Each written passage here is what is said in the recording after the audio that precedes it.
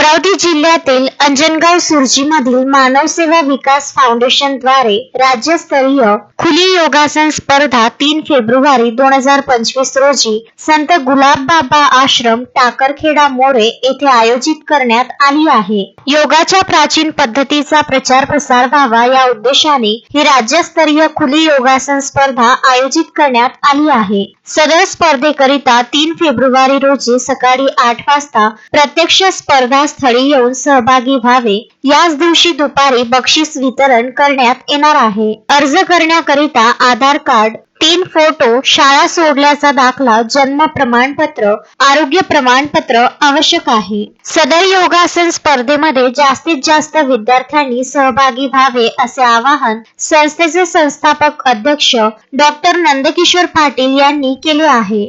नमस्कार, मी doctor Nandkishor Patil, Manavseva paramedical college आणि मानवसेवा विकास फाउंडेशन या संस्थेकडून आम्ही आलेलो आहोत। मानवसेवा विकास फाउंडेशन या संस्थेतर्फे ही स्पर्धा आयोजित करण्यात आली आहे। स्पर्धेचं नाव आहे राज्यस्तरीय योगासन खुली स्पर्धा।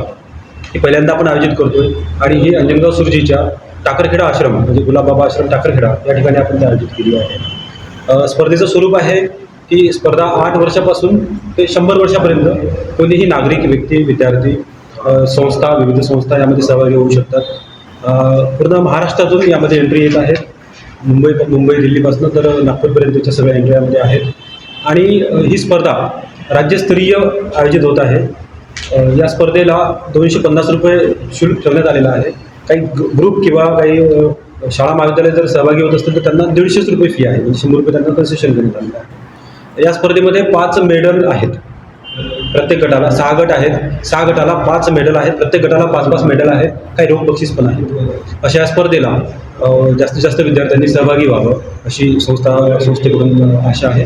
आणि या स्पर्धेमध्ये आपण जे बक्षीस आहेत त्यामध्ये रोख पण देत आहोत आणि 5 दिवसाचा आमचा एक मोठा संमेलन आहे। त्यामध्ये योगा आणि निसर्गोपचाराचं संमेलन आहे जे 30 तारखेपासून सुरू होत आहे, 30 जानेवारीपासून तर 3 फेब्रुवारीपर्यंत असं एक मोठं संमेलन होत आहे। त्या संमेलनामध्ये आपण शेवटच्या दिवशी म्हणजे 3 फेब्रुवारीला हे आयोजन केलेलं आहे।